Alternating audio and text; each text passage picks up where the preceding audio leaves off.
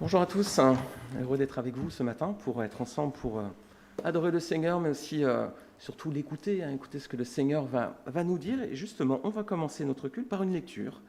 Une fois n'est pas coutume, on sera dans Jacques 1, versets 19 à 25.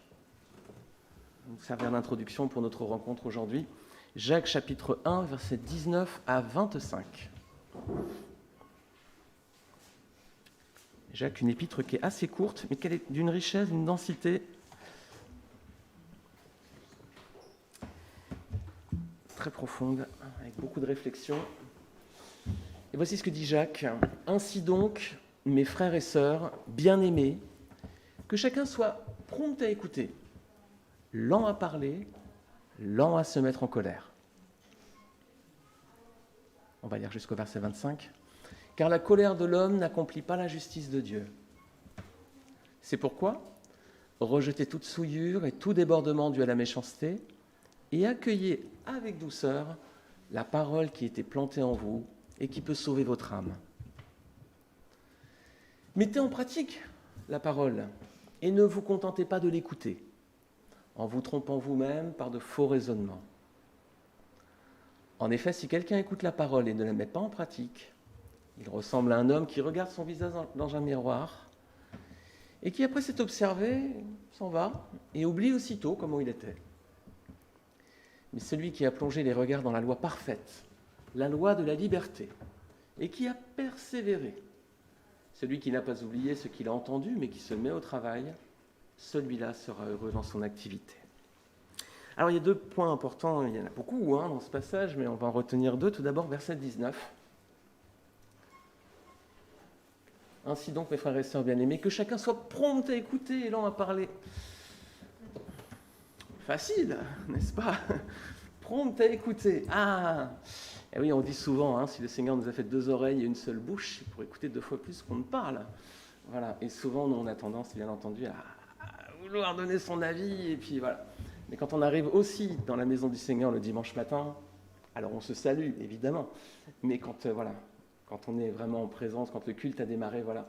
Soyons prompts à écouter. Alors c'est vrai qu'on ne fait pas de bruit parce qu'on est des chrétiens et qu'on est bien élevés, mais première chose, c'est quand même être prompt à écouter ce que le Seigneur va nous dire. Donc déjà, ouvrir bien les oreilles, voilà, en ce dimanche matin. Et le deuxième point, écouter, c'est bien, c'est essentiel, on vient de le dire, c'est très important, il faudra bien écouter tout ce que le Seigneur nous dit. Et puis ensuite, le verset 22, il ne faut pas faire que ça. Il faut que ça rentre dans le cerveau, il faut qu'on l'entende. Mais après, il faut mettre en pratique. Mettez en pratique la parole et ne vous contentez pas de l'écouter. Sinon, c'est bien, on s'assoit, on écoute, on repart, et puis du coup, on fait comme on était avant. C'est pas l'idée, vous l'avez compris. L'idée, c'est de ressortir quand même un peu différent de ce qu'on était en arrivant. Alors, comme on sait que la route est encore longue jusqu'à notre parfaite sanctification, on sait bien qu'en arrivant ce matin, on a des choses à changer. Donc, la première chose, c'est d'écouter ce que le Seigneur va nous dire sur ces points. Et ensuite, c'est comme à l'école, il y a la théorie, puis après, il y a la pratique. Après, il va falloir vraiment le mettre en pratique. Pas se contenter seulement d'écouter, mais d'agir. Alors, c'est ce que je nous invite à tous faire ce matin, d'être bien attentifs, et puis surtout se dire, je veux repartir meilleur que j'étais en arrivant. Voilà, je veux changer des choses en moi. Et on va prier pour introduire justement notre culte. Seigneur, nous sommes ici venus avant tout pour écouter, Seigneur. Nous sommes venus avant tout pour ouvrir nos oreilles et être attentifs à tout ce que ta parole nous dira aujourd'hui. Seigneur, il a la joie de retrouver nos frères et sœurs, d'être ensemble, Seigneur. Mais notre joie est encore plus forte que de te retrouver, toi, de pouvoir être ensemble pour un but précis et tellement précieux, se tourner vers toi. Ensemble, Seigneur. Pas chacun de notre côté. Tu as voulu que l'Église soit réunie, Seigneur. Merci, parce qu'ensemble, nous sommes édifiés, nous sommes exhortés, on se fait du bien, Seigneur, on est heureux de se revoir et de passer des moments ensemble. C'est une grâce, Seigneur, que tu nous donnes à tous, de pouvoir vivre notre vie d'église, notre communion fraternelle, librement, Seigneur. Il y a eu les contraintes sanitaires, dans d'autres endroits du monde, il y a des contraintes beaucoup plus lourdes, Seigneur, d'oppression. Nous demandons d'agir, Seigneur, pour que ton peuple puisse, malgré les difficultés, s'édifier ensemble et se réunir autour de toi. Seigneur, nous sommes venus pour écouter, mais aussi, Seigneur, pour mettre en pratique. Aide-nous, Seigneur, parce que nous sommes oublieux, premièrement, et ensuite parce que nous reportons souvent au lendemain ce qu'on pourrait faire dès aujourd'hui. Et puis parfois aussi, Seigneur, on n'a pas envie de changer parce que ça nous semble trop lourd ou tout simplement un manque de motivation. Aide-nous, Seigneur. Transforme nos cœurs, nos âmes, qu'ils soient, Seigneur, selon ta volonté, et transforme nos corps aussi pour qu'ils soient purs devant toi. Seigneur, nous sommes pour toi, nous sommes à toi. Travaille en nous, Seigneur. Nous te remettons ce culte pour que tu nous aides en cela, en nous parlant et en nous édifiant, Seigneur. Nous t'en prions que ce culte soit pour toi. Aide à faire en sorte, Seigneur, qu'il soit beau devant tes yeux. Je prie pour les monitrices de l'école du dimanche, Seigneur, qui vont enseigner les petits. Seigneur, vraiment, sois avec elles, sois avec les enfants, pour que ta parole pénètre en eux, Seigneur, qu'elle produise du fruit comme une graine, Seigneur, pour faire de belles plantes ensuite qui seront pour ta gloire. Je prie aussi pour notre chorale, Seigneur, nos musiciens, Seigneur, sois avec eux, donne-leur, Seigneur, le don que tu leur accordes, Seigneur, pour nous conduire dans la musique et dans les chants. Et Seigneur, sois aussi avec la présidence et la prédication pour que ta parole soit enseignée avec droiture, que ce soit toi-même, Seigneur, qui soit à l'œuvre ce matin à travers chacun d'entre nous. Nous t'en prions dans le nom de Jésus. Amen. Amen. Eh bien, frères et sœurs, on va chanter un premier chant. On va se lever, si vous le pouvez. J'entrerai dans ces portes avec la joie dans mon cœur.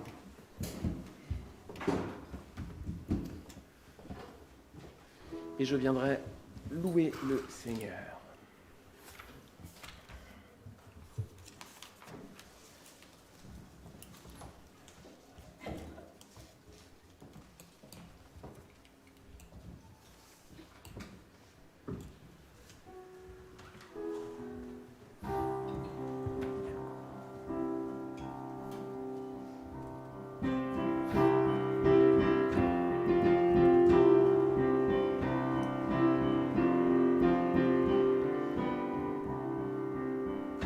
J'entrerai dans ces portes avec la joie dans mon cœur.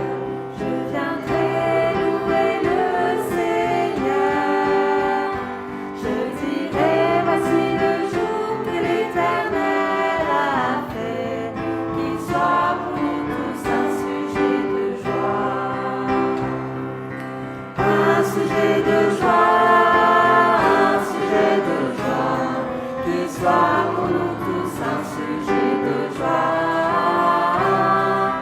un sujet de joie, un sujet de joie, qu'il soit pour nous tous un sujet de joie. J'entrerai dans ces portes avec la joie dans mon cœur, je viendrai louer le Seigneur. Je dirai, voici le jour que l'Éternel a fait, qu'il soit pour nous tous un sujet de joie. Un sujet de joie, un sujet de joie, qu'il soit pour nous tous un sujet de joie. Un sujet de joie, un sujet de joie, qu'il soit pour nous tous un sujet de joie. On va enchaîner avec un deuxième chant, J'ai soif de ta présence.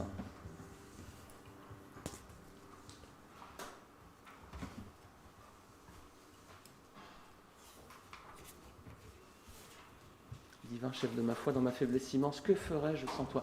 Que ferions-nous sans le Seigneur, les amis? Pas grand-chose, hein? Pas grand-chose. Si nos vies reposaient sur nous, là là.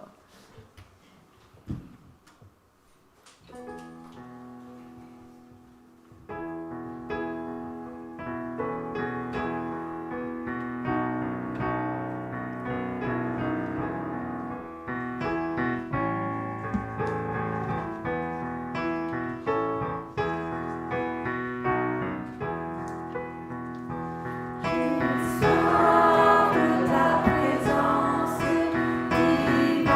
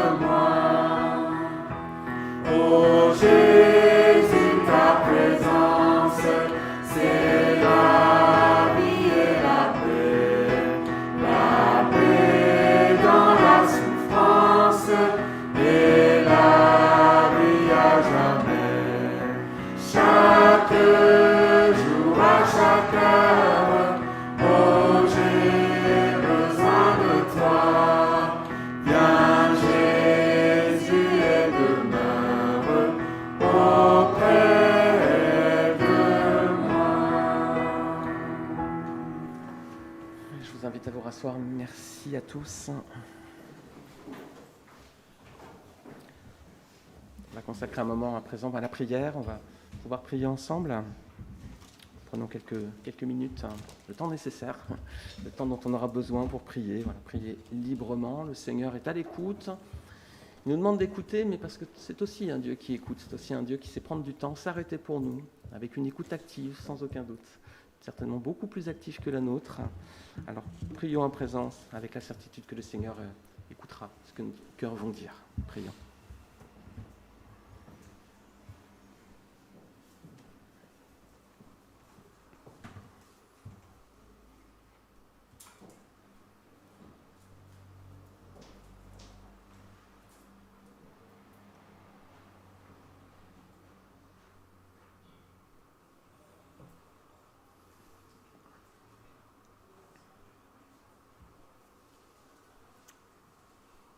Notre Père, comme il est écrit, qu'il est en nous, toi, la parole de la vie éternelle.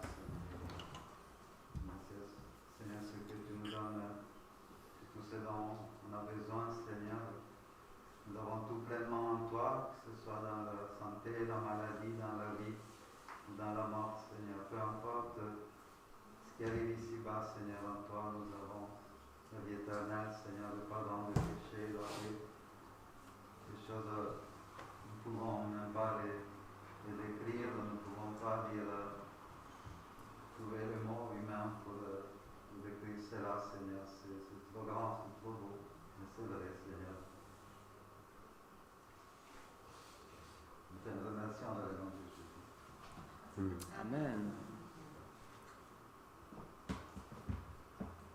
Seigneur, merci parce que tu as mis devant nos yeux cette loi de la liberté, Seigneur. Merci parce que tu libères.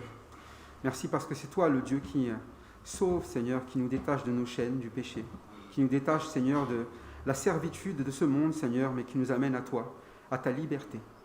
Merci, Seigneur, parce que autrefois nous ne voyions que notre condamnation, mais aujourd'hui nous voyons vraiment cette liberté en toi, cette loi parfaite, Seigneur, cette loi qui amène à ce salut parfait. Merci pour l'œuvre que tu as accomplie. Merci, Seigneur, parce que nous pouvons plonger les regards dedans chaque jour. Merci parce que nous pouvons être à ton écoute chaque jour, Seigneur. Merci pour ta fidélité. Merci parce que tu prends soin de nous. Merci parce que tu es patient envers nous chaque jour.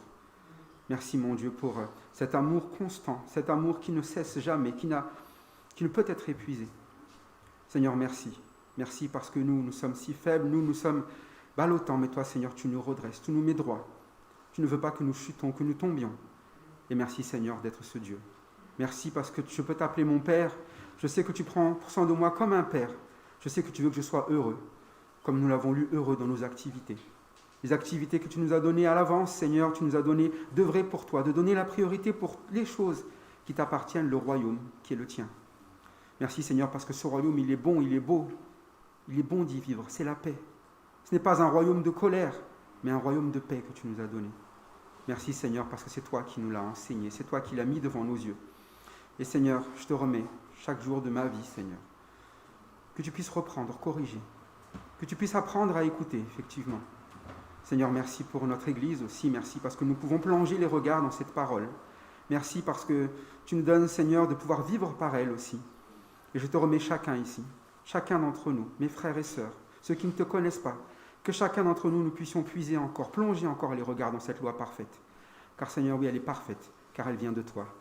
Tu nous le dis, tout don parfait vient d'en haut, du Père, et bien des Lumières, le tien, Seigneur, toi le Père, toi qui es invariable, toi sur lequel il n'y a pas de changement, toujours le même. Merci, Seigneur, d'être ce que tu es. Et toute la gloire soit à toi, ainsi qu'à ton Fils Jésus-Christ. Amen. Amen. Seigneur, quelle joie qu'il y a de vivre avec toi, Seigneur. Quelle joie il y a de se lever chaque matin et de ne plus être seul, Seigneur, de savoir que tu as tout préparé pour nos vies, Seigneur. Pardon, parce que des fois on oublie cette joie, Seigneur. On vient découragé, lassé, Seigneur, plein d'inquiétudes dans le cœur, Seigneur. Pardon, parce que des fois on cherche cette joie ailleurs, dans ce qui nous plaît. Mais Seigneur, c'est toi qui as la joie, c'est toi qui nous donne le bonheur et la paix. Seigneur, on veut bien chaque jour remettre nos cœurs devant toi pour que ce soit toi qui remplisse nos cœurs de joie. Et Seigneur, merci parce que tu donnes ça gratuitement. Et merci parce que qu'on peut aujourd'hui venir à toi pour être heureux, Seigneur, que personne ne se prive de ce bonheur, Seigneur, que tu donnes. Merci pour ce culte, Seigneur, je te remets chacun et pour cette joie d'être là parmi mes frères et sœurs, Seigneur, en ton nom. Amen.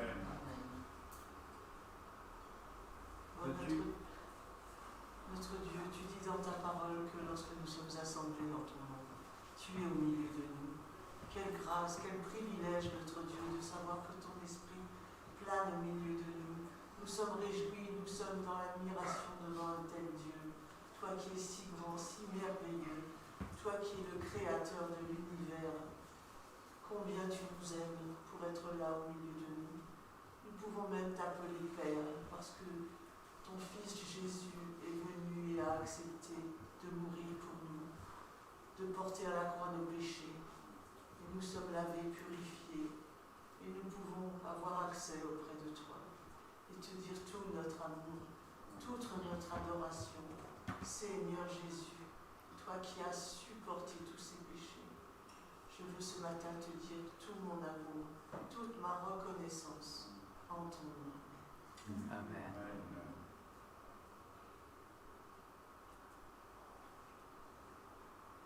Peux-tu abreuver par ton esprit nos désirs de ta présence, Père?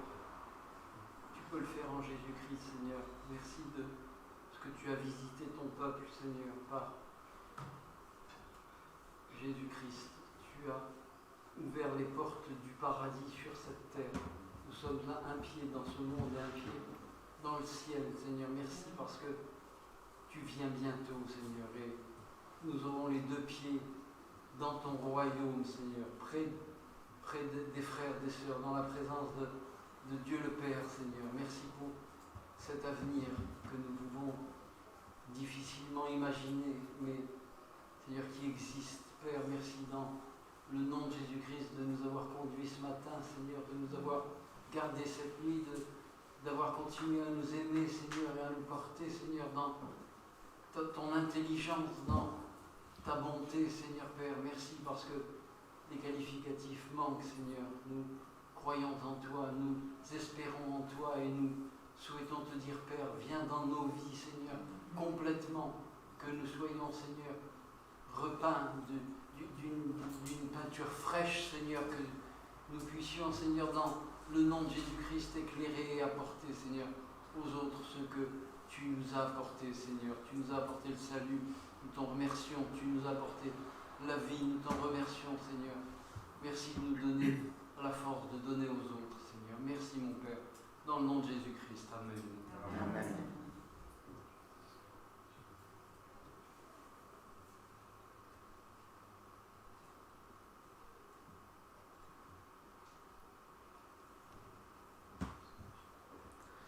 Merci Seigneur parce que tu as tout accompli sur la croix, Seigneur. Et c'est sur la croix que tu t'es réconcilié avec nous, ou plutôt nous qui nous sommes réconciliés avec toi, mais il y avait eu rupture entre l'homme et Dieu, entre la créature et le Créateur, et nous en étions la cause, Seigneur, parce que nous sommes pécheurs, rebelles, nous ne voulons pas écouter, nous ne voulons pas changer, nous ne voulons pas nous laisser corriger, nous ne voulons pas t'écouter.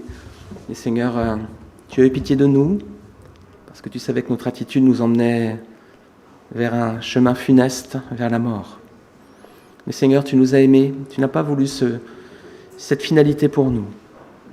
Alors Seigneur, tu es venu sur la croix, tu es venu parmi nous, vivre, et puis sur la croix mourir pour nous. Seigneur, parce que tu voulais passer l'éternité avec nous. Tu as préparé un endroit merveilleux, Seigneur, pour que nous soyons avec toi toujours. Seigneur, merci parce que si tu n'avais pas accompli cela sur la croix, nous ne pourrions pas aujourd'hui, un jour, espérer un jour être dans ta présence, avec toi, toujours. Seigneur, nous te prions pour que chacun d'entre nous puisse bien comprendre le message du salut en Jésus-Christ, ce Jésus crucifié sur une croix, à notre place,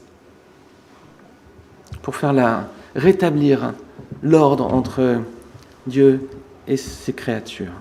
À présent, tu nous donnes de pouvoir être appelés enfants de Dieu si nous avons accepté le sacrifice de ton Fils pour nous. Seigneur, c'est une grâce, là encore. C'est un privilège, c'est quelque chose d'immense, et comme le disait mon frère tout à l'heure, c'est si grand qu'on ne peut même pas comprendre, Seigneur. Pourquoi tu fais cela alors que nous sommes tellement détestables, Seigneur? Mais tu es amour et tu as surpassé tout ça. Aide-nous aussi alors à être amour et à surpasser tout ce qui pourrait nous déplaire en nous, ou chez notre conjoint, dans notre famille, nos proches, ceux qui nous entourent. Aide-nous à aimer comme tu nous aimes, Seigneur. Aide-nous à être parfaits comme tu es parfait. Aide-nous à être vraiment à ton image en toutes choses. Nous nous appuyons sur toi pour cela. Nous savons que par nos forces, nous ne pouvons pas. C'est la raison pour laquelle nous nous confions à toi. Sois béni dans le nom de Jésus. Amen. Je viens de le dire, effectivement, ce Seigneur est venu sur la croix mourir pour nous. Il est venu vivre déjà, il a donné sa vie, il est né, ce Seigneur est né. Il aurait pu apparaître comme ça, hop, et puis disparaître, hop.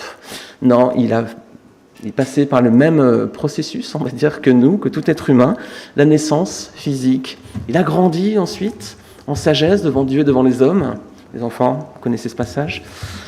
Et puis ensuite, voilà, il est devenu homme, et surtout, ensuite, il était tenté comme nous en toutes choses. Le Seigneur était tenté en toutes choses, donc il peut nous comprendre. Et puis ensuite, il a donné sa vie, voilà le but ultime, il a donné sa vie sur la croix, c'est ce qu'on va rappeler à présent, avec ce témoignage d'un peu de pain, d'un peu de vin, de jus de raisin, qui était donné en souvenir. Voilà, petite commémoration à présent de ce que le Seigneur a fait pour nous, un rappel, mais aussi un appel, pour ceux qui ne vont pas se lever dans quelques instants, aussi un appel pour dire le salut est encore possible aujourd'hui. La porte n'est pas fermée pour le moment, elle se fermera un moment, le Seigneur va revenir. Il y aura un laps de temps où effectivement, il y aura une sélection, entre guillemets, qui sera faite entre ceux qui auront été sauvés, ceux qui ne le seront pas. Et il faut faire la paix avec le Seigneur tout de suite. Vous ne savez pas quand le Seigneur vous reprendra, quand le Seigneur apparaîtra. Faites la paix sans tarder. Si vous l'avez déjà fait, je vais vous inviter à vous lever pour partager ensemble la scène.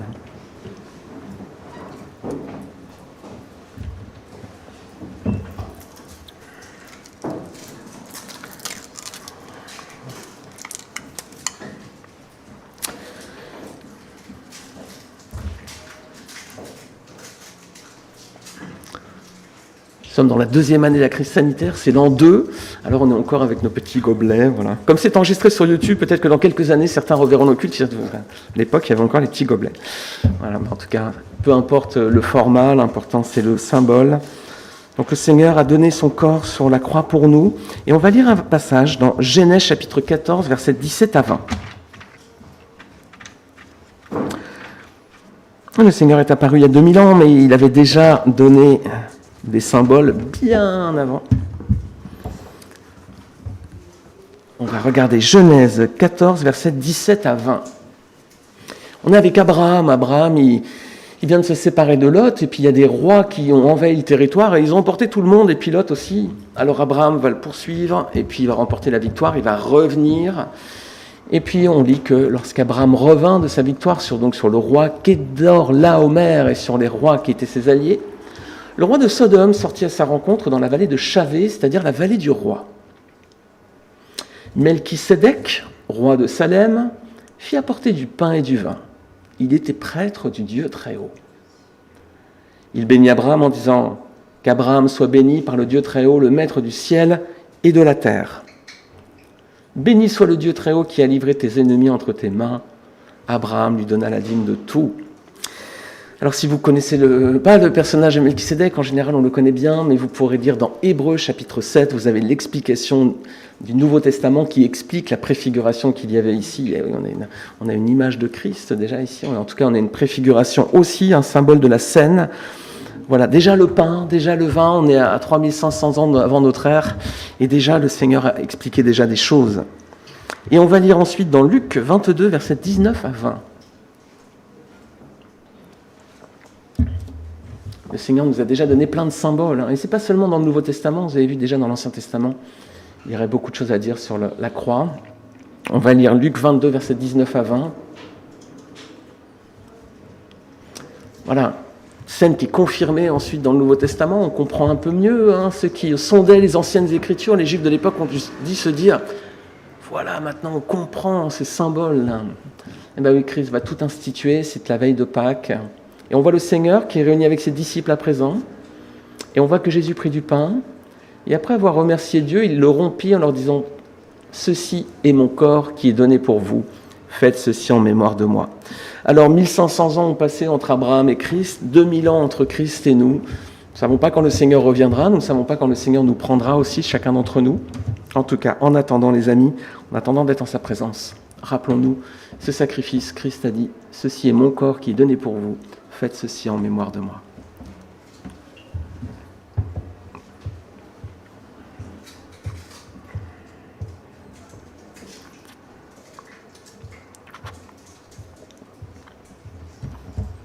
On va lire le verset suivant.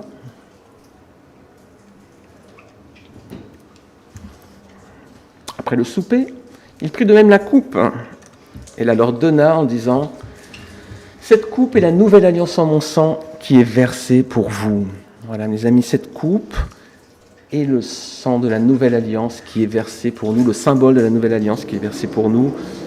Buvons-le.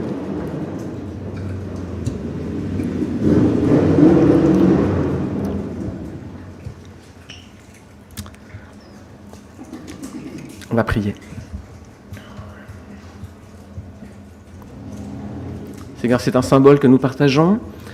Tu avais déjà donné des symboles, Seigneur, du temps d'Abraham. Voilà, ensuite tout a été confirmé avec la vie de Christ, à l'époque du Nouveau Testament. Et aujourd'hui, nous sommes encore 2000 ans après, Seigneur, à nous rappeler ces choses, à ne pas être oublieux de ce que tu nous as donné. Tu nous as demandé, Seigneur, de nous rappeler cela. Nous voulons t'obéir. Et lorsque nous partageons la scène, c'est un acte d'obéissance, Seigneur. C'est aussi un acte de reconnaissance que tu as fait pour nous.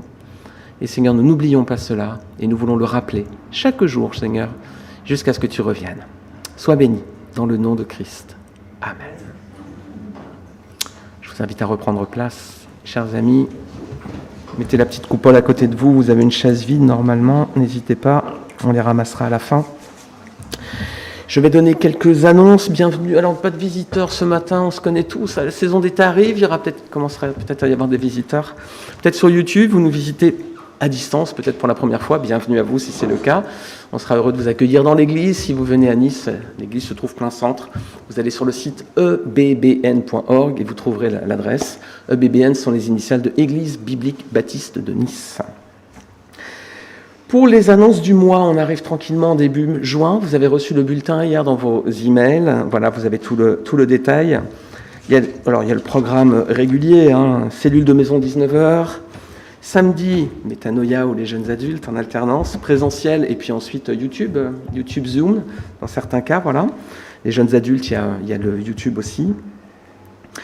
Étude biblique, 18h. Alors, vous avez noté pour juin, je vous ai envoyé pour ceux qui participent à l'étude biblique, on décale au jeudi sur le mois de juin, parce que là, tous les mercredis, j'ai un engagement à 18h tous les mois, tous les mercredis du mois, donc on va décaler au jeudi. J'ai vu tous ceux qui ont répondu, il n'y avait aucun problème, donc voilà, c'est juste exceptionnellement sur ce mois-là. 18h toujours, on ne change pas. Et puis, il y aura la fête de la musique. Normalement, jusqu'à présent, c'est maintenu. Alors, on ne sait pas du tout les conditions. Est-ce que ce sera permis? Est-ce que ce sera jusqu'à une certaine heure? Est-ce que ce sera... Voilà, on ne sait pas encore. En tout cas, bon, pour l'instant, c'est dans l'agenda. Voilà, si tu veux en dire un mot. Si tu veux participer, vous me le dites juste, parce que les répétitions, on les fait ici, mais on fait comme on est assis là. Il faut le sage qui viennent pour être sûr qu'on ne soit pas non plus... Voilà, pour l'instant, pas d'indication, mais bon, a priori, c'est pas encore annulé. Il faudra chanter avec les masques, très probablement. Enfin voilà, à suivre. En tout cas, c'est le 21. J'ai même pas regardé c'est quel jour, le 21 d'ailleurs. C'est un lundi. D'accord, ok. C'est un lundi. Très bien. Alors aujourd'hui, c'est un jour aussi un peu particulier. Il y a les mamans aujourd'hui, non? C'est la fête des mères. Les mamans, levez la main. On va faire une petite parenthèse avant d'ouvrir la parole de Dieu pour la prédication. On va ensuite chanter, je fais un petit partage, ensuite on va chanter un chant, puis on va partager la parole du Seigneur. Mais on va la partager aussi maintenant. On va faire une petite parenthèse pour les mamans, parce que c'est votre fête aujourd'hui, les mamans, évidemment. Alors, on va lire un passage dans la Bible qui va être pour vous comme une charge très lourde sur vos épaules. C'est Proverbe 31. Mais je vais vous décharger après, rassurez-vous. Chapitre 31... Proverbe 31, on va lire la femme vertueuse. Alors, Proverbe 31, femme vertueuse, j'ai pas noté le verset, c'est à partir du verset Hop, c'est la fin du chapitre, la dernière partie du chapitre. Tu peux afficher à partir du verset 10. Vous connaissez peut-être ce passage. Si vous ne le connaissez pas, vous êtes peut-être sur YouTube, vous ne connaissez pas. Voilà, il y a un modèle dans la Bible pour les femmes aussi. C'est vrai qu'il y a beaucoup de modèles masculins. Dieu, le Père, Jésus, le Fils, voilà, c'est aussi un modèle. Alors nous, pour les hommes, ça nous parle évidemment parce qu'on est des hommes. Mais pour les femmes, il n'y a pas finalement de modèle dans la Bible vraiment. Alors ça pourrait être l'Église, mais elle est bien imparfaite, l'Église. Il n'y a pas un modèle féminin, un idéal dans les personnages. Alors, le Seigneur a inclus peut-être cette femme vertueuse de Proverbe 31 parce que voilà, ce que le Seigneur attend de vous, mesdames. Mais rassurez-vous, je vous décharge juste après. Voilà. Qui trouvera une femme de valeur ? Elle vaut bien plus que des perles. Vous vous rendez compte, vous avez plus de prix que des perles. C'est beau déjà. Le cœur de son mari a confiance en elle et c'est tout bénéfice pour lui. Elle lui fait du bien et non du mal tous les jours de sa vie. Elle se procure de la laine et du lin et travaille d'une main joyeuse. Pareil à un navire marchand, elle rapporte ses provisions de loin. Elle se lève alors qu'il fait encore nuit et elle donne la nourriture à sa famille et ses ordres à ses servantes. Elle pense à un champ et elle l'achète. Avec le fruit de son travail, elle plante une vigne. Avec la force en guise de ceinture, elle affermit ses bras. Elle constate que ce qu'elle gagne est bon. Sa lampe ne s'éteint pas pendant la nuit. Elle file elle-même la laine, elle tisse elle-même les habits. Elle ouvre ses bras aux malheureux, elle tend la main aux pauvres. Elle ne redoute pas la neige pour sa famille, car chacun y est habillé de cramoisi. Elle se fait des couvertures, elle a des habits en fin lin et en pourpre. Son mari est reconnu aux portes de la ville lorsqu'il siège avec les anciens du pays. Elle fait des chemises et les vend, et elle livre des ceintures aux marchands. La force et l'honneur, voilà ce qui l'habille. Elle rit en pensant à l'avenir. Elle ouvre la bouche avec sagesse et un enseignement plein de bonté est sur sa langue. Elle veille à la bonne marche de sa maison, elle ne mange pas le pain de la paresse. Ses fils se lèvent et la disent heureuse, son mari aussi, et ils chantent ses louanges. Bien des femmes font preuve de valeur, mais toi, tu leur es à toute supérieure. La grâce est trompeuse, la beauté est illusoire, c'est de la femme qui craint l'Éternel qu'on chantera les louanges. Donnez-lui du fruit de son travail et qu'aux portes de la ville, ses œuvres fassent son éloge. Voilà. Et bon, on va s'arrêter là. Il n'y a plus qu'à écouter, mettre en pratique. C'est élevé comme niveau. Voilà, alors là, le Seigneur, il est exigeant, mais il est exigeant avec les hommes, comme il est aussi avec les femmes, avec chacun d'entre nous. Il y a un modèle biblique qui est magnifique. Cette femme, elle est vraiment extraordinaire. Elle est courageuse, elle est ce qu'on appelle vertueuse. C'est comme ça qu'elle est souvent présentée. Voilà, elle est honorable, elle a de bonnes intentions, elle prend soin de sa famille, elle est attentionnée, elle pense aussi bien à sa famille qu'aux pauvres, vous avez vu aussi. Elle travaille, il y a tellement de choses. Mais là, je ne vais pas vous charger que vous, quand même, ce ne serait pas gentil. On va regarder le verset 28. Parce qu'aujourd'hui, c'est votre jour à vous, donc on ne peut pas être méchant avec vous, quand même. On va s'arrêter sur l'attitude que doivent avoir les enfants et les maris avec leur épouse ou avec leur mère. Verset 28. Ses fils se lèvent et la disent heureuse, son mari aussi, et il chante ses louanges. Les enfants, je commence par vous parce que c'est le début du verset. Quand vous vous levez le matin, vous dites quoi à votre maman ? Salut. Qu'est-ce qu'on mange ? Tu m'as repassé mon... C'est ça que vous dites quand vous vous levez le matin ? Même pas bonjour ou un petit truc comme ça vite fait. Puis surtout maman, petit-déj, repassage, s'il te plaît, vas-y. C'est ça ? Vous avez vu là les enfants, qu'est-ce qu'ils font ? Ils se lèvent et disent à leur maman qu'elle est heureuse, voilà.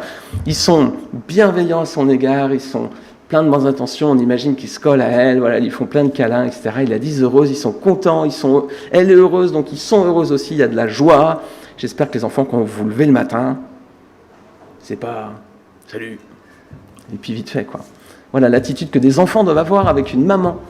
Ses fils se lèvent et la disent heureuse. Ses fils, il y a les filles aussi, évidemment. Son mari aussi. Le mari, monsieur, il chante ses louanges. Est-ce que quand vous vous levez le matin, qu'est-ce que vous dites à votre épouse ? Salut. Tu m'as repassé mon... Ok, on mange quoi? C'est bon le petit déj? Est-ce que vous faites ça ou est-ce que vous commencez par chanter ces louanges le matin? C'est quand vous vous levez le matin, mon amour, voilà, est-ce que vous chantez ces louanges le matin? La femme vertueuse, il y a aussi les fils vertueux et le mari aussi. Hein. Il y a aussi des exigences au niveau de la famille. Là. Alors ne lisons pas toujours à chaque fois en balançant à nos conjoints le Proverbe 31, non? Hein? Ça, c'est le Proverbe 31, t'as vu? Regarde la Bible, c'est marqué, hein? Tu dois être comme ci, comme ci, comme ça. Oui, la prochaine fois, votre épouse dira, il y a marqué aussi, verset 28, tu dois chanter mes louanges. Bon, ok. Alors moi, je chante pas très bien, tu me pardonneras, moi, je chante pas très bien. Mais en tout cas, voilà, dans l'idée, c'est que le matin aussi, quand on se lève, on doit montrer à notre épouse tout le bonheur qu'on a de vivre à ses côtés, et les enfants, ils doivent montrer aussi tout le bonheur qu'ils ont de retrouver leur maman. Voilà. Bonne fête des mamans encore à toutes. J'espère que le Seigneur vous bénira, pas seulement cette journée, mais aussi tous les jours que le Seigneur vous donnera avec vos époux et avec vos enfants. On va chanter un dernier chant, puis ensuite on va écouter la prédication. Éternel, fais-moi connaître tes voies. Le Seigneur, il a des voies pour nous, plein de voies. On en a déjà parcouru certaines ce matin. On vient d'en parcourir de nouveau pour les mamans, mais aussi et surtout pour les enfants et les maris. Eh bien, je crois que chacun d'entre nous a besoin d'écouter la parole du Seigneur. C'est ce qu'on va chanter à présent en introduction de ce message. Éternel, fais-moi connaître tes voies.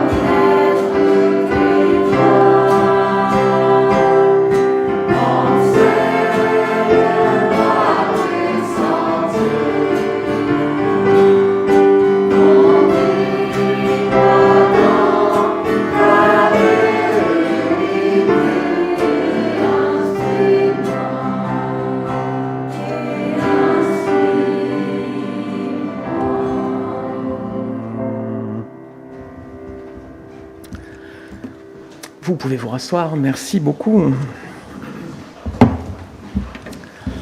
Bonjour. Alors, la semaine dernière, notre frère Ando a prêché, donc il a fini la première lettre de Paul aux Thessaloniciens. Ça fait 2 ans maintenant que notre pasteur est parti, ancien pasteur, 2 ans, c'était au mois de mai 2019, ça fait 2 ans. Et en 2 ans, on a eu l'occasion d'étudier 3 livres. déjà, vous vous rappelez, si vous êtes des fidèles de cette église, on a vu 1 Corinthiens, 2 Corinthiens, 1 Thessaloniciens. On a vu 3 livres. Il y en a 66 dans la Bible, donc pas le temps, on ne sera pas à court, rassurez-vous. On a déjà vu donc une église qui allait mal au début. Vous vous rappelez, Corinthiens, c'était compliqué à Corinthiens. Il y a beaucoup de problèmes entre les personnes, beaucoup de problèmes de doctrine, beaucoup de débauches dans l'église. C'était très compliqué. Et puis ensuite, on avait alterné avec une église qui va bien maintenant. C'est l'église de Thessalonique. Jeune église, mais alors encourageante. Les frères et sœurs, en peu de temps, finalement, sont devenus des modèles pour toute la province. Ils sont remarquables. 1 Corinthiens, 2 Corinthiens, Thessaloniciens, c'est tout naturellement qu'on va étudier évidemment 2 Thessaloniciens, c'est la suite de cette étape, de cette partie de la Bible. On va étudier à présent 2 Thessaloniciens pendant les prochaines semaines, les amis. Alors elle est guère plus longue que la première épître, c'est quelques pages, mais en tout cas on approfondit un petit peu ces passages pour essayer de les comprendre, d'en tirer le maximum pour nous. Il y avait 5 chapitres dans 1 Thessaloniciens, il y a 3 chapitres dans 2 Thessaloniciens, ça fait juste une page double. Voilà, on va rester là dans les prochaines semaines. Je vous invite à prier avant de commencer le message. Seigneur, une lettre merveilleuse. On n'a pas encore commencé de l'étudier, qu'on sait déjà qu'elle est merveilleuse, Seigneur. C'est la richesse de ta parole. Seigneur, c'est que tout ce que tu as mis pour nous est merveilleux. Voilà, tout est merveilleux parce que tout reflète ta gloire. Tout est pour nous enseignement, droiture, justice, Seigneur. Tout est leçon, tout est enseignement et tout est grâce. Chaque mot de ta parole, Seigneur, transpire ton amour. Respire, Seigneur, cette grâce pour nous. Seigneur, merci parce qu'on commence cette étude et déjà on sait qu'on va voir des choses extraordinaires qui vont nous parler, Seigneur. Merci, ta parole est vivante. Seigneur, ta parole est actuelle, ta parole est contemporaine. Ta parole est aussi claire, Seigneur. Tu n'as pas fait de grands mystères, Seigneur, du salut et de la rédemption en Jésus-Christ. C'était caché autrefois, c'était des ombres à venir. Tout a été révélé par Jésus-Christ. À présent, nous avons une Bible qui est très claire. Et les épîtres, en plus, nous enseignent et nous conduisent parfois lorsque des passages manquent d'explication à nos yeux, Seigneur. Merci, ta Bible est parfaite, suffisante. Nous voulons qu'elle nous parle à présent. Et bien, c'est dans une attitude d'écoute que nous nous plaçons pour te laisser parler, Seigneur. Parle à travers ta parole, nous t'en prions en Jésus-Christ. Amen. Alors, 2 Thessaloniciens. On va déjà commencer par regarder un petit peu le contexte de cette épître, dans quel contexte Paul l'a écrite. Elle est écrite juste avant la première missive, ça s'enchaîne, c'est juste après, il la rédige juste après. On comprend qu'il a reçu des nouvelles de l'Assemblée, voilà. Eh bien, tout va bien. L'Assemblée va bien, les nouvelles sont bonnes, donc vous allez voir que ça va transparaître dans sa lettre. Tout va bien, l'Église continue de grandir dans la foi et dans l'amour. L'Église s'édifie, donc l'Esprit est bien à l'œuvre dans cette assemblée, voilà un sujet de réjouissance.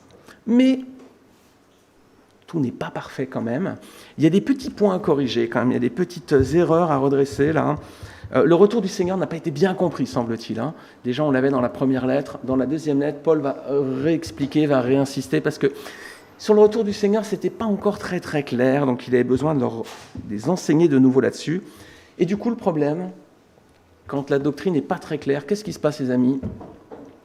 Si vous avez une feuille de route, si vous partez en randonnée et que le plan n'est pas correct, il y a plein d'erreurs dedans, ça nous est arrivé l'été dernier, le plan avait été fait par l'Office de tourisme à l'envers.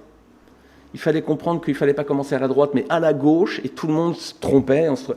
Et on se croisait au milieu de la randonnée, tout le monde disait « mais j'ai rien compris ». Et on était tous avec nos cartes en disant « vous aussi ?»« Moi aussi, j'ai rien compris ». Et oui, ils avaient fait l'erreur de faire démarrer le sentier à l'envers, donc on ne comprenait pas vraiment les indications. Si la doctrine n'est pas correcte au départ, qu'est-ce qui va se passer ? Vous allez faire fausse route, inévitablement. Et c'est ce qui se passait dans cette église. Il y avait des erreurs de doctrine sur le retour du Seigneur, et ça allait conduire à quelques dérives, notamment il y en a qui attendaient tranquillement le retour du Seigneur en disant les autres vont travailler pour moi parce que le Seigneur revient, donc je ne vais pas mouiller le maillot maintenant, quoi. Ce serait idiot, il arrive, donc je vais laisser les autres tranquillement travailler pour moi. Ça, évidemment, c'était quelque chose qui existait auparavant, qui n'existe plus de nos jours dans nos sociétés, évidemment, tout le monde travaille efficacement aujourd'hui.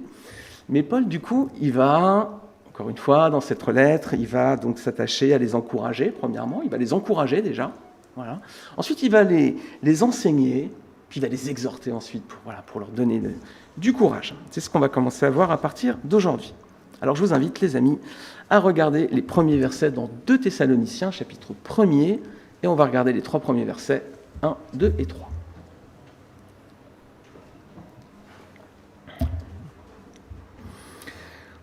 Paul, Sylvain, Timothée, à l'église des Thessaloniciens, qui est en Dieu notre Père et en Jésus-Christ le Seigneur.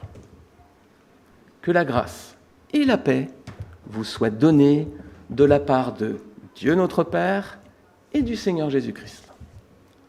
Nous devons, frères, rendre continuellement grâce à Dieu à votre sujet, comme cela est juste, parce que votre foi fait de grands progrès, et que l'amour de chacun de vous tous à l'égard des autres augmente de plus en plus. Magnifique. Alors on va détailler, comme on le fait à chaque fois, on va regarder verset par verset. Déjà, qui rédige la lettre? On va reprendre verset 1, on va détailler un peu l'introduction aujourd'hui pour introduire cette lettre et puis bien présenter un peu le cadre, de façon à peu près exhaustive. Qui rédige? Paul, Sylvain et Timothée. C'est vraiment les fidèles serviteurs, les fidèles compagnons. Voilà, Paul, bien entendu, avec son équipe, Sylvain, Timothée. Alors Sylvain, parfois, il est appelé Silas, et on retrouve Timothée. Alors, ce n'est pas la seule fois où Paul a rédigé des lettres avec ses compères. On les retrouve parfois dans les introductions de lettres du Nouveau Testament, dans les épîtres, ou parfois dans les salutations.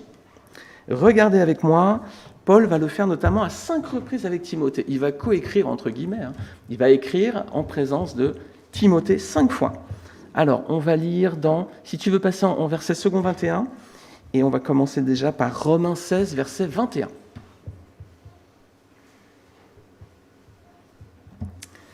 Je l'ai fait de façon chronologique, du moins l'ordre de présence dans la Bible. Donc tout d'abord, c'est dans Romains chapitre 16, verset 21. Il y a une mention, là, regardez, de Timothée. Timothée, mon collaborateur, vous salue. Voilà, dans l'épître aux Romains, Timothée est déjà aux côtés de Paul. Mais il n'est pas tout seul, il y a aussi Lucius, Jason et Sosipater, ses compatriotes. Voilà. On sent tout de suite l'origine des personnes qui sont à côté. Voilà, donc déjà dans l'épître aux Romains, il y a déjà Timothée. Ensuite, dans 2 Corinthiens, rappelez-vous quand on a étudié 2 Corinthiens, chapitre 1er, versets 1 et 2. Voilà comment Paul introduit sa lettre, de la part de Paul, apôtre de Jésus-Christ, par la volonté de Dieu. Vous vous rappelez qu'il y avait ce problème de légitimité à Corinthe, où les gens disaient, oui, même pas apôtre celui-là. Donc il réaffirme bien que s'il est apôtre de Jésus-Christ, par la volonté de Dieu. Et du frère Timothée, Timothée est encore là, à l'église de Dieu, qui est à Corinthe, et à tous les saints qui sont dans l'Achaïe, si tu veux le verset suivant, l'Achaïe, pardon. Que la grâce et la paix vous soient données de la part de Dieu notre Père et du Seigneur Jésus-Christ. Philippiens, regardez, Philippiens aussi, on retrouve toujours Philippiens chapitre 1er, versets 1 et 2. Ils ont souvent fait route ensemble, Paul et Timothée, vous allez voir. Philippiens chapitre 1, versets 1 et 2. Moïse avait Josué comme assistant, toujours fidèle, toujours présent. Eh bien, Paul, il avait souvent Timothée à côté, de la part de Paul. Et Timothée, écrit-il aux Philippiens, serviteur de Jésus-Christ, à tous les saints en Jésus-Christ qui sont à Philippe, aux responsables et aux diacres. Que la grâce et la paix vous soient données de la part de Dieu notre Père et du Seigneur Jésus-Christ. Colossiens, chapitre 1, verset 2. Allez voir, épître de Colossiens aussi. Vous allez comprendre pourquoi je lis tous ces passages à chaque fois après. De la part de Paul, apôtre de Jésus-Christ par la volonté de Dieu, et du frère Timothée, aux saints qui sont à Colosse, nos fidèles frères et sœurs en Christ, que la paix et la grâce vous soient données de la part de Dieu notre Père et du Seigneur Jésus-Christ. On va regarder Philémon aussi. Philémon chapitre 1, versets 1 à 3. Qu'est-ce qu'écrit Paul à Philémon? De la part de Paul, prisonnier de Jésus-Christ, et de la part du frère Timothée, toujours là Timothée, c'est vraiment le fidèle assistant. À Philémon, notre bien-aimé collaborateur, à notre bien-aimé Apphia, à Archippe, notre compagnon de combat, et à l'Église qui se réunit dans sa maison. Que la grâce et la paix vous soient données de la part de Dieu notre Père et du Seigneur Jésus-Christ. Décidément, on retrouve beaucoup, déjà Timothée, puis vous avez vu un peu les formulations, je vais y venir. Et on va regarder une dernière mention, c'est avec Sylvain, Silas à présent, dans 1 Pierre. Ah, c'est plus avec Paul. Sylvain, a priori, lui, était plutôt avec Pierre ensuite, chapitre 5, verset 12. Il est fort probable que ce soit le même Sylvain qu'on évoque dans Thessaloniciens, pardon. Silas, Sylvain, voilà. Pierre nous dit de la part de Pierre, apôtre de Jésus-Christ, à ceux qui sont étrangers dispersés dans le Pont, la Galatie, la Cappadoce, l'Asie, la Béthinie, à vous qui avez été choisis. C'est pas ce verset-là, pardon. 5.12. Ah, c'est 5.12, pardon. 1 Pierre 5.12. Excuse-moi. 1 Pierre 5.12, voilà. C'est par Sylvain, dit Pierre, qui est à mes yeux un frère fidèle. Voilà. Waouh. Est-ce qu'on dit de nous, c'est un frère fidèle. On aimerait vraiment bien. C'est par Sylvain, qui est à mes yeux un frère fidèle, que je vous ai écrit ces quelques mots pour vous encourager et pour vous attester que c'est bien à la véritable grâce de Dieu que vous êtes attachés. Voilà. Donc on voit les compagnons de route là dans Thessaloniciens. Il y a Sylvain et puis donc Timothée. Ils sont présents, ils ont fait leur œuvre aussi. Ils ont fait un joli parcours avec ou bien Pierre ou bien Paul. Alors on va revenir sur les 2 premiers versets de 2 Thessaloniciens, chapitre 1er. C'est les 2 premiers versets qui servent à la fois de salutation et d'introduction à Paul. Vous savez, une façon de rédiger Paul, c'est ce qu'on va regarder. De la part de Paul, Sylvain et Timothée à l'église des Thessaloniciens qui est en Dieu notre Père et dans le Seigneur Jésus-Christ, que la grâce et la paix vous soient données de la part de Dieu notre Père et du Seigneur Jésus-Christ. On va la comparer avec l'introduction de la première lettre aux Thessaloniciens. Et on va voir comment c'est structuré. Regardez, si tu peux projeter, normalement il y a une image où j'ai mis les 2 versets, qu'on puisse les avoir bien sous les yeux, et puis vous allez voir, il y a une petite différence entre les introductions, sera en rouge. Voilà, si tu arrives à zoomer, peut-être, je ne sais pas, sinon je vais lire. Voilà, je viens de relire 2 Thessaloniciens l'intro. Regardez comment est structuré 1 Thessaloniciens l'intro. Verset 1. De la part de Paul, Sylvain et Timothée, à l'église des Thessaloniciens qui est en Dieu le Père et dans le Seigneur Jésus-Christ. Que la grâce et la paix vous soient données de la part de Dieu notre Père et du Seigneur Jésus-Christ. On a un copier-coller là. C'est la même chose, il y a juste un petit mot qui change. Voilà, c'est dans la première partie, donc dans 1 Thessaloniciens chapitre 1, il dit « qui est en Dieu notre Père et en Jésus-Christ le Seigneur ». Et dans 2 Thessaloniciens, c'est « qui est en Dieu le Père et dans le Seigneur Jésus-Christ ». Voilà, petite différence, mais qui ne change pas du tout le sens. Ce qu'on voit ici, c'est qu'on a l'impression qu'il a fait copier-coller, là. Le truc, c'est qu'à l'époque, évidemment, il n'y a pas l'informatique, donc il ne fait pas copier-coller, Paul, évidemment. Il indique toujours un peu la même structure, c'est « que la grâce et la paix vous soient données de la part de Dieu notre Père et du Seigneur Jésus-Christ ». Et si vous avez été attentif tout à l'heure, si vous avez été vigilant quand on a lu toutes les introductions, il y avait Timothée, vous avez dû remarquer un truc, et j'insistais un peu sur les mots justement, c'est que c'est toujours la même structure. On a toujours la même chose. C'est vraiment pareil. Alors c'est quoi ça de la part d'apôtre Paul ? Il n'était pas inspiré, l'apôtre Paul ? Je ne savais pas quoi mettre, alors il dit, bon, je ne sais pas quoi mettre. Non. En termes d'inspiration, je crois que Paul, il avait ce qu'il fallait parce qu'il avait le Saint-Esprit. Donc c'était bien inspiré du Saint-Esprit. Donc il faut qu'on voit quelque chose pour nous aussi. Si c'est toujours la même structure, si Dieu répète à chaque fois, voilà, c'est qu'on a quelque chose à en tirer pour nous. Alors, effectivement, c'est aussi de la doctrine quand il fait ça, parce qu'il rappelle. La pédagogie, c'est de la répétition. Si vous êtes parent, vous savez bien qu'il faut répéter, répéter, répéter. Si vous avez donné un jour des cours dans votre vie ou enseigné à quelqu'un, vous savez qu'il faut répéter, répéter, répéter. Paul, il rappelle la doctrine toujours. Qu'est-ce qu'il rappelle ici dans cette introduction ? Dans une introduction de ce type-là, c'est quoi ? Tout d'abord que l'Église, elle est en Dieu le Père et en Jésus-Christ le Seigneur. Qu'est-ce que ça signifie ? C'est très important, les amis. Pensons bien que quand il écrit ça, l'Église est en train de se bâtir sur ces écrits-là. Donc c'est ce qui va ensuite être les fondements, les piliers de la doctrine pour les communautés chrétiennes. Donc ici, ce qui est très important de savoir, c'est que l'Église est en Dieu le Père et dans le Seigneur Jésus-Christ. Ça veut donc dire que l'Église, ce qu'on appelle une Église, c'est pas une salle comme celle-ci, c'est pas une belle cathédrale ou etc. C'est pas un ensemble de pierres et de murs et l'Église n'est pas aux 32 rues de l'Hôtel des Postes. Parce que, voilà, c'est un local qui demain pourrait être au 26 rue Jeanne d'Arc ou je ne sais où. Ça ne changerait rien, l'Église se déplacerait, elle serait toujours là. Donc l'Église, ce n'est pas un édifice, l'Église, ce n'est pas non plus la communauté de ceux qui sont assis là le dimanche matin. Parce que parmi ceux qui sont assis là, est-ce que tout le monde est sauvé? Est-ce que tout le monde a confessé Jésus-Christ comme son Seigneur? Pas toujours. Hein. Des fois, il y a des personnes qui viennent tous les dimanches, ils ne sont pas encore fait le pas de la conversion et de la foi en Jésus-Christ. Hein. Donc l'église, ce n'est pas l'édifice. On peut changer de salle, l'église, elle sera toujours là, elle sera juste ailleurs. Ce n'est pas non plus ceux qui sont assis le dimanche matin. Parce qu'il y en a qui ne sont pas sauvés, donc ils ne sont pas partie de l'église. Non. L'église, c'est constitué des chrétiens. C'est ceux qui ont vraiment donné leur cœur à Christ, qui ont compris le message de la croix. Ils ont compris que Christ avait donné sa vie pour eux, en rançon sur la croix pour leurs péchés. Ils se sont appropriés ça. Ils ont bien compris que Christ était mort à leur place. Ils ont confessé publiquement son nom. Ils ont cru aussi en sa résurrection.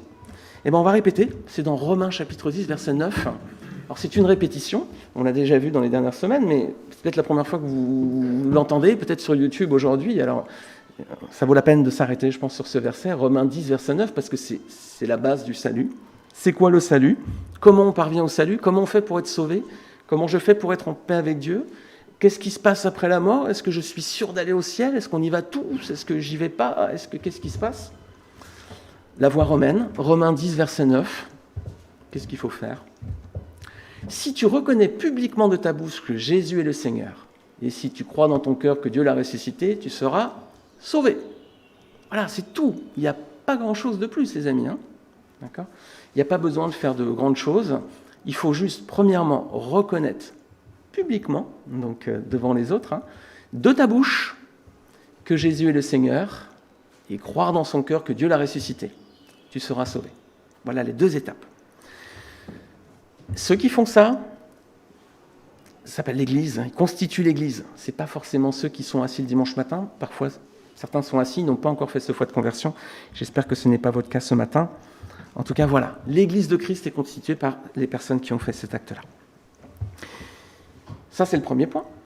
Le deuxième point, c'est aussi un enseignement dans ce que donne Paul comme doctrine dans ses introductions, c'est que l'Église, elle est en Dieu le Père et en Jésus-Christ. Ça veut dire que ça ne repose pas sur les hommes. Ouf! Et alors là, on dit tant mieux, parce que si l'Église avait reposé sur les hommes, il n'y en aurait plus. Hein. 2000 ans plus tard, l'autre jour, on avait dit œil pour œil, dent pour dent aussi. Hein. Si on faisait ça aujourd'hui, on n'aurait plus d'œil, plus de dents rapidement. Et si ça reposait sur les hommes, il n'y aurait plus d'Église, parce qu'on serait chamaillé, divisé, bagarré. Enfin, ça aurait été une catastrophe. Heureusement que c'est en Dieu le Père et en Jésus-Christ le Seigneur. Voilà, le premier point fondamental de l'introduction. Deuxième point fondamental, c'est que Paul, quand il dit ça, il dit Dieu le Père et Jésus-Christ le Seigneur. Vous avez vu, on l'a entendu plusieurs fois, on l'a entendu 6 fois, on a répété. Et Paul, dans cette introduction-là, il le dit 2 fois. Hein, regardez, on peut reprendre des Thessaloniciens, voilà, de la part de Paul, Sylvain, Timothée à l'église des Thessaloniciens, qui est en Dieu notre Père et dans le Seigneur Jésus-Christ. Voilà, il le dit une première fois, verset 2. Que la grâce et la paix vous soient données de la part de Dieu notre Père et du Seigneur Jésus-Christ. Alors là, quand vos conjoints répètent comme ça, vous allez lui dire, c'est bon, je suis pas sourd, j'ai entendu, hein. Je me l'ai déjà dit là. Tu te répètes là, tu répètes. Mais Paul y répète, volontairement. S'il le dit 2 fois en 2 versets, c'est qu'il y a peut-être besoin d'insister un petit peu. Alors, on va regarder, on va détailler, c'est un deuxième point de la doctrine aussi, dans son introduction, c'est que tout d'abord, il dit que Dieu est le Père.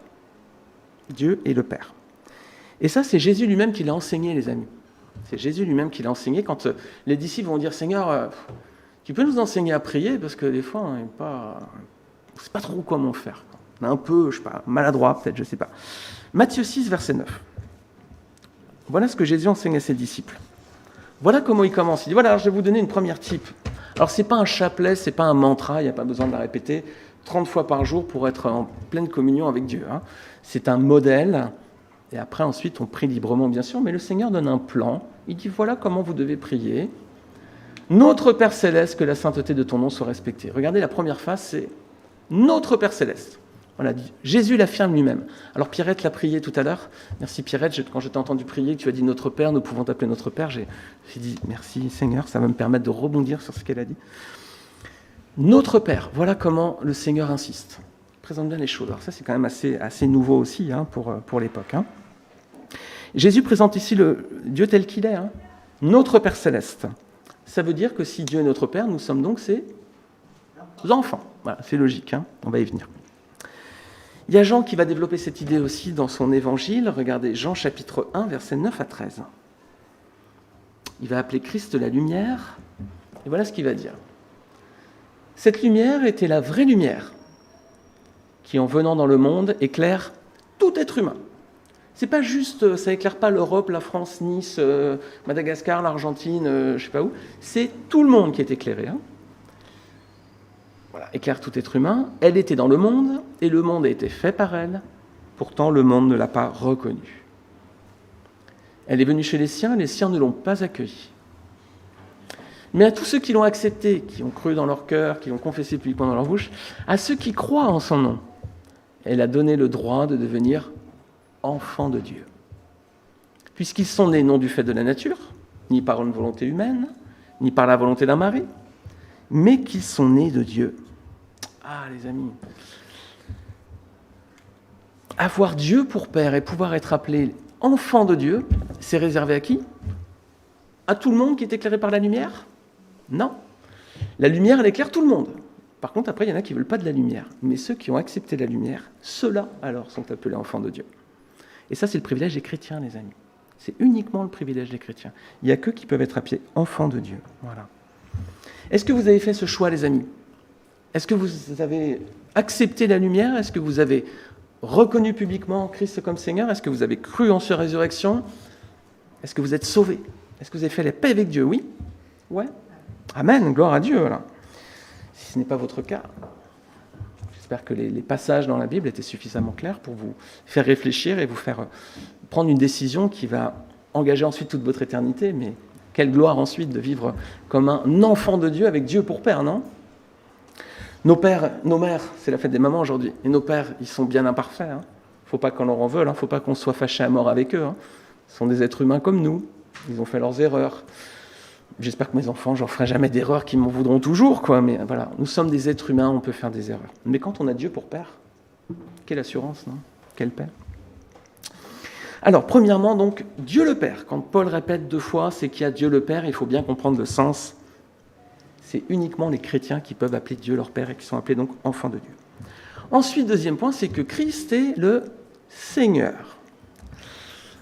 Ah, alors, ça, c'est pas simple. Parce que appeler Dieu le Père, ça va. Même les non-chrétiens, ils disent on est tous fils de Dieu. Quoi. Souvent, d'abord, quand on évangélise, c'est souvent ce qu'on nous dit, on dit mais on est tous fils de Dieu. Ben non. S'il faut dire les choses, non. Alors, il y en a beaucoup qui veulent bien du Père. Le Père ne les dérange pas. Dieu pour Père, ça me va. Parce que ça ne m'engage à rien déjà.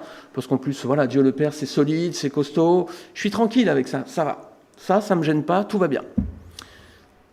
Christ le Seigneur, ça me gêne un peu, parce qu'il y a un fils déjà, puis en plus il est Seigneur, ça veut dire qu'il doit régner sur moi. Ça passe un peu moins. Beaucoup veulent bien du Père, il y a beaucoup de religions, hein, d'ailleurs tout le monde se réclame du Père, hein, ça va. Par contre, se réclamer du Fils, là ça commence à réduire un peu l'assiette, là, le spectre. Hein. Et pourtant les deux sont liés, les amis. Indissociables. On ne peut pas détacher le Père du Fils, c'est pas possible. On ne peut pas se prétendre avoir le Père et pas avoir le Fils. On ne peut pas dire, moi j'ai Dieu pour Père et pas avoir le Fils. Impossible. Regardez un passage qui le confirme. 1 Jean chapitre 2, versets 21 à 23.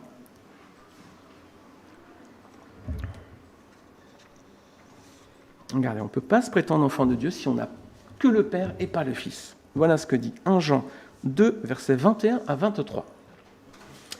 Si je vous ai écrit, ce n'est pas parce que vous ignorez la vérité, hein, mais c'est parce que vous la connaissez, et qu'aucun mensonge ne provient de la vérité. Qui est menteur? N'est-ce pas celui qui nie que Jésus est le Messie? Tel est l'Antéchrist, celui qui nie le Père et le Fils. Si quelqu'un nie le Fils, il n'a pas non plus le Père. Celui qui se déclare publiquement pour le Fils a aussi le Père.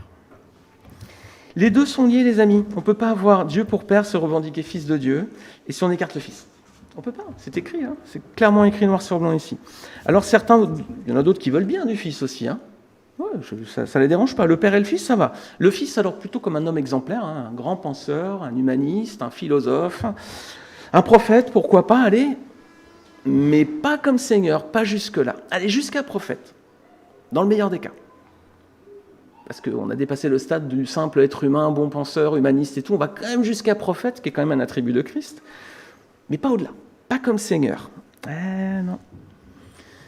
Alors est-ce que c'est le Seigneur qui s'est autoproclamé lui-même Seigneur? Est-ce que c'est Jésus qui s'est dit « Moi je suis Seigneur, hein, Dieu c'est le Père et puis moi je suis Seigneur ».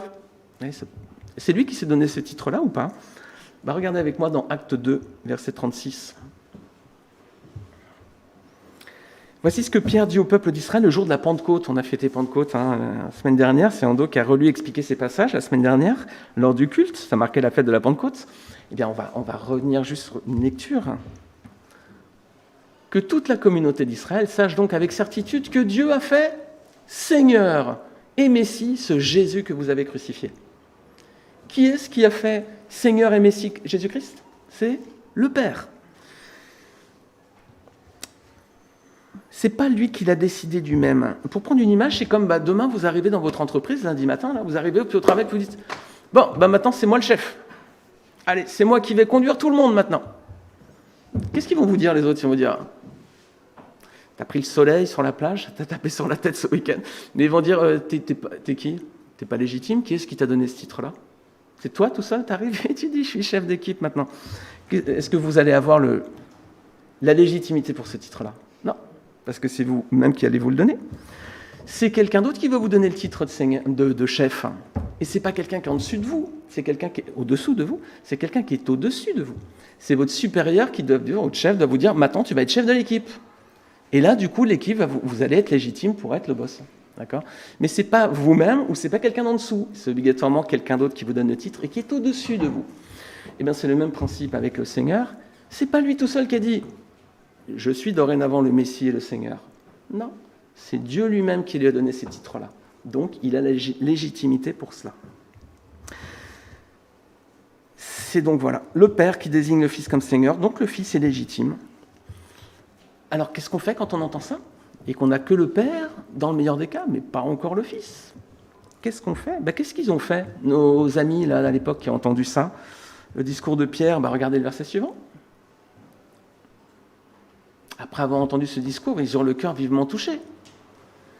Ils dirent à Pierre et aux autres apôtres, frères, qu'est-ce qu'on fait? Que ferons-nous? On fait quoi maintenant là? Qu'est-ce qu'il faut faire? Pierre leur dit, changez d'attitude et que chacun de vous soit baptisé au nom du Seigneur Jésus-Christ pour le pardon de vos péchés. Et vous recevrez le don du Saint-Esprit. Qu'est-ce qu'on fait alors quand on entend pour la première fois que Dieu veut être notre Père et que Christ veut être notre Seigneur? Voici la réponse donnée par Pierre. Première chose, c'est la première fois qu'on entend ça, il faut changer d'attitude. Ça, c'est la première chose. Puis ensuite, être baptisé au nom de Jésus pour le pardon de nos péchés. En d'autres mots, qu'est-ce qu'il faut faire? Il faut reconnaître qu'on est pécheur. Si on change d'attitude, c'est qu'il faut qu'on fasse demi-tour là. Fausse route, wrong way, comme on dit. Les GPS en anglais disent wrong way, fausse route. Vous faites demi-tour dès que possible. Vous avez ça dans votre GPS? Non? Vous trompez de route et puis tout de suite, il y a la dame qui arrive en disant « Faites demi-tour dès que possible. » Tout de suite, il faut changer de voie. Changer d'attitude, voilà ce que dit Pierre. Il faut reconnaître qu'on est pécheur. Il faut confesser ses fautes devant Dieu. Je me suis trompé. Pardon, Père. Pardon, Seigneur. Ensuite, il faut donc avoir cette attitude différente. Changer sa façon de vivre. Si on a demandé pardon, est-ce qu'on s'excuse? C'est pas pour recommencer le lendemain. Sinon, c'est qu'on ne s'est pas excusé vraiment. C'est qu'on continue. Changer d'attitude. Faites demi-tour dès que possible. Et ensuite se faire baptiser au nom du Seigneur Jésus pour être pardonné, pour le pardon de ses péchés. Est-ce que vous avez fait cela? Qui a reconnu qu'il était pécheur? Levez la main, je ne veux pas vous gêner, allez-y, on est entre nous. Il n'y a personne qui regarde, c'est pas parce que YouTube est connecté qu'ils ne vous voient pas les gens, normalement ils ne voient que ça. Donc, qui a reconnu qu'il était pécheur? Amen. Qui a confessé ses fautes devant Dieu? Amen. Ok. Qui a vraiment changé d'attitude et fait le nécessaire tous les jours pour lutter contre le péché? Qui s'est fait baptiser? Tout le monde, vous avez fait les 3 premières étapes et voilà, vous avez fait le baptême. Ok, amen alors. Allez, on va avancer, on va regarder à présent Alors ça, c'était pour les 2 premiers versets, donc on a vu un peu la structure, on a vu que Paul répétait, gardait toujours la même structure. Alors on peut se dire, bon, il n'était pas trop inspiré, Paul copier-coller, mais il n'avait pas de copier-coller d'ordinateur pour faire ça. Il était sous l'inspiration du Saint-Esprit, donc évidemment c'était inspiré de Dieu. C'est parce qu'à chaque fois il y a de la doctrine, on apprend que Dieu est le Père, que nous sommes, donc c'est notre Père, nous pouvons être ses enfants par Jésus-Christ, que l'Église, c'est pas juste le bâtiment, c'est même pas ceux qui sont assis, c'est ceux qui composent vraiment, qui sont les fils de Dieu, qui ont Dieu pour Père. Donc, On vient de regarder ces 2 premiers versets pour rappeler ça. On a vu qu'il y avait de la doctrine, c'est ce que Paul rappelait à chaque fois, parce qu'il est en train d'écrire les textes fondamentaux de la vie d'Église. Et bien on va regarder le verset 3 à présent. On va voir, toujours dans la démarche de Paul, il y a la même logique, il y a toujours la même structure, toujours le même plan similaire. Regardez le verset 3. « Frères et sœurs, nous devons constamment dire à Dieu toute notre reconnaissance à votre sujet. Et cela est juste, parce que votre foi fait de grands progrès, et que l'amour mutuel que vous vous portez tous augmente de plus en plus. » Alors, si on regarde la structure de la lettre de Paul, c'est toujours la même chose. Il commence donc, d'abord, c'est l'auteur. Qui écrit ? Voilà, si tu veux peut-être reprojeter la slide de tout à l'heure où il y avait les 2 textes. Alors, je ne sais pas si vous arriverez bien à lire, du coup, et comme ça, on aura les 3 versets à l'écran. Voilà. Donc là, ici, on a la structure. Qui écrit ? Ben voilà, c'est Paul, Sylvain et Timothée. Voilà. À qui ils écrivent ? C'est aller aux Thessaloniciens, voilà, etc. Ensuite, il y a toujours une formule de bénédiction, voilà, qu'on a rappelé il y a quelques instants. Et ensuite, il débute avec toujours un encouragement. Voilà, toujours la même chose. Il encourage toujours. Voilà. Regardez une autre lettre pour regarder un petit peu comment il l'a composée. Philémon, chapitre 1, versets 1 à 5. Regardez la structure qu'il emploie, c'est toujours la même. Philémon, chapitre 1, versets 1 à 5. De la part de Paul, voilà, c'est lui qui écrit, prisonnier de Jésus-Christ, c'est de la part du frère Timothée à Philémon. Alors ici, on sait qui rédige. Paul, il commence comme ça. Et à qui il écrit ? Voilà, donc Philémon, bien-aimé collaborateur. Ensuite, voilà, il y en a d'autres, notre bien-aimé Aphia, Archippe, compagnon de combat, et à l'église qui se réunit dans la maison. Donc il y a beaucoup de monde, il y a beaucoup de... Voilà, ça c'est les destinataires de la lettre. Ensuite, verset 3, voilà, là c'est la formule de bénédiction avec un rappel de doctrine qu'on a vu, que la grâce et la paix vous soient données de la part de Dieu notre Père et du Seigneur Jésus-Christ. Et ensuite, les encouragements. Je dis constamment à mon Dieu toute ma reconnaissance en faisant mention de toi dans mes prières. Voilà, il encourage toujours. Alors parfois, il fait des reproches, parce que parfois, il ne faut pas pousser non plus le bouchon trop loin. C'est notamment le cas de l'église de Galate. Galate, c'est un peu comme les Corinthiens, c'est compliqué, Galate. Regardez Galates, chapitre 1, verset 1, à partir du verset 1. Si vous prenez ces lettres, ils commencent toujours de la même façon. Qui rédige, à qui, la doctrine, et puis ensuite les encouragements. Mais pas dans la lettre aux Galates. Galates, c'est différent. De la part de Paul, apôtre établi non par des hommes, ni par l'intermédiaire d'un homme, mais par Jésus-Christ et par Dieu le Père, qui l'a ressuscité. Donc, qui écrit ? Paul, à qui ? Voilà. Et de tous les frères qui sont avec moi aux églises de la Galatie, donc c'est pour les églises de la Galatie. Verset suivant. Que la grâce et la paix, voilà la doctrine, vous soient données de la part de Dieu notre Père et du Seigneur Jésus-Christ.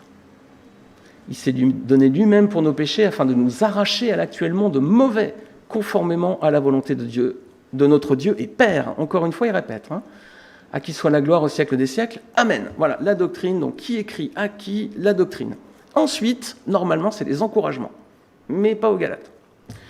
Je m'étonne que vous vous détourniez si vite de celui qui vous a appelé par la grâce de Christ pour passer à un autre évangile. C'est pas qu'il y a un autre évangile, mais il y a des gens qui vous troublent et qui veulent déformer l'évangile de Christ. Mais si quelqu'un, même nous, ou même un ange venu du ciel, vous annonçait un évangile différent de celui que nous vous avons prêché, qu'il soit maudit. Alors dans ce passage-là à Galates, vous avez vu que c'est un peu différent. Il va répéter 3 fois Dieu notre Père. Il a besoin d'insister parce que cette église-là, ça va pas vraiment bien du tout. Ils avaient besoin d'entendre de nouveau parce qu'ils n'étaient pas exemplaires comme à Corinthe. Donc ici, on a l'inverse, des reproches. Des reproches. Ça va pas bien. Des fois, on écrit un email en disant « Oh, ça va pas ». On n'aime pas, on préfère dire « C'était super », mais des fois, voilà. Donc c'était l'inverse de Thessalonique. Thessaloniciens, il y avait des encouragements. Ici, c'est des reproches. Thessalonique, c'est pas pareil. C'est une bonne petite communauté. Ils sont jeunes. C'est des jeunes chrétiens. Oui, si vous avez été convertis, si vous avez fait l'acte de venir au Seigneur, qu'est-ce qui se passe les premières années ? On a beaucoup de zèle au début.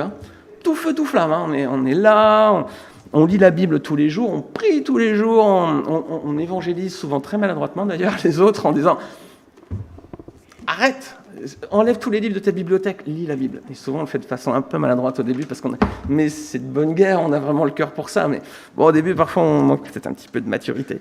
Et du coup, on est un petit peu maladroit. Voilà. Mais là, l'Église va bien en Thessalonique. Regardez, 2 Thessaloniciens, chapitre 1, verset 3, voilà ce qu'il leur dit. On n'est pas à Galates, là. Voilà, ici, à Thessalonique, tout va bien, hein. Frères et sœurs, nous devons dire constamment à Dieu toute notre reconnaissance à votre sujet. Ça, c'est juste. Pourquoi ? Parce que votre foi fait de grands progrès et que l'amour mutuel que vous vous portez tous augmente de plus en plus. Ah, c'est quoi les signes de leur bonne santé, là ? Pourquoi cette Église va bien ? Regardez, il y a 2 signes. Leur foi, elle fait quoi ? De grands progrès. Et ensuite, l'amour mutuel qu'ils se portent augmente de plus en plus. Voilà les 2 signes. Paul n'écrit pas ici « Je rends continuellement grâce à Dieu à votre sujet, votre Église va bien, car il y a de plus en plus de monde de dimanche, les amis. » Cette fois-ci, on a refusé du monde. Alors vraiment, je rends grâce à Dieu parce que, beau job, vraiment bien, c'est super. On est bien accueillis chez vous, a priori, c'est pas mal. Donc l'Église se remplit de jour en jour, je vous encourage. Il ne dit pas non plus « Je rends continuellement grâce à Dieu parce que votre calendrier d'activité est bien chargé. » Puis en plus, bien varié, il y en a pour tout le monde, c'est très sympa. Vous faites plein de choses ensemble, c'est super, je rends grâce à Dieu. Paul n'écrit pas non plus « Je rends grâce à Dieu parce qu'il y a du monde à vos repas fraternels. » Alors la nourriture est excellente chez vous, hein, vous êtes des Grecs pour eux, des Niçois chez nous. C'est bien. Hein. Puis en France, en plus, vous savez accueillir, c'est bon, il y a des bonnes choses. Je rends continuellement grâce à Dieu parce que du coup, il y a du monde quand vous faites un repas et c'est chouette. Non. Paul ne dit pas non plus « Je rends continuellement grâce à Dieu parce que vous avez 500 abonnés à votre page Facebook. » Enfin, beau job. Vous avez eu enfin les 200 abonnés à votre chaîne YouTube qui vous permet d'avoir une adresse personnelle youtube.com/église biblique baptiste de Nice. Il nous fallait un certain niveau d'abonnés pour avoir une adresse personnalisée. C'est fait depuis quelques temps maintenant, donc on est content de ça. Mais Paul ne dit pas « Vous avez 500 abonnés sur Facebook avec un taux d'engagement de 6%. Les gens, ils likent vos trucs là. Je rends continuellement grâce à Dieu. » Pas du tout, c'est pas dans sa prérogative. Ici, les 2 marqueurs, c'est quoi ? Pour que l'Assemblée aille bien, c'est que la foi des fidèles fasse de grands progrès et que l'amour mutuel qu'ils se portent tous augmente de jour en jour, de plus en plus. On peut avoir une petite église qui vivote, quelques personnes, le dimanche matin, c'est toujours les mêmes en plus, on n'arrive pas à avoir de nouveaux publics, c'est toujours les mêmes qui viennent dans cette église-là. Si on regarde de l'extérieur, on dira, ça fait 10 ans que j'habite dans l'immeuble, ça fait 10 ans que je vois les mêmes qui viennent le dimanche matin, c'est les mêmes têtes depuis 10 ans, quoi. Cette église, ça va pas, quoi. Ça ne marche pas. Ils insistent, mais ils sont patients, parce qu'ils sont persévérants, parce que je vois toujours les mêmes. C'est pas important. Est-ce que c'est toujours les mêmes têtes ? C'est pas notre cas en plus, mais peu importe. Non, ici, ce qui est important, c'est est-ce que cette petite communauté de mêmes têtes qui tous les dimanches qui sont là, la même petite communauté, mais est-ce que leur foi fait de grands progrès et que l'amour mutuel qui se porte augmente de plus en plus ? Ah, si c'est le cas, tout va bien, les amis. Tout va bien. Donc l'essentiel, pas seulement l'important, l'essentiel est ici que l'Église grandisse dans la foi et dans l'amour. Mais il y a aussi d'autres aspects à cultiver, les amis, parce que déjà, si on arrive à faire ça, c'est déjà excellent, mais le Seigneur, il veut nous emmener encore un peu plus haut, évidemment. Mais pour l'instant, pour les chrétiens de Thessalonique, ils étaient jeunes, c'était déjà pas mal. Si déjà ils arrivaient à atteindre ces 2 objectifs-là, c'est très bien. Ça va. Par contre, il y en a qui ont plus besoin, nos amis de Galates. Donc Galates, ils vont avoir du travail supplémentaire. À Thessalonique, c'était bien, il y avait de bonnes bases. Par contre, à Galates, ce n'étaient pas des bons élèves, il fallait faire des cours de rattrapage. Il fallait leur en donner un peu plus. Donc Galates, voilà ce que va leur dire Paul, Galates 5, versets 19 à 22. Il va leur montrer ce qu'on doit trouver dans une église, ensuite ce qu'on ne doit plus trouver dans une église.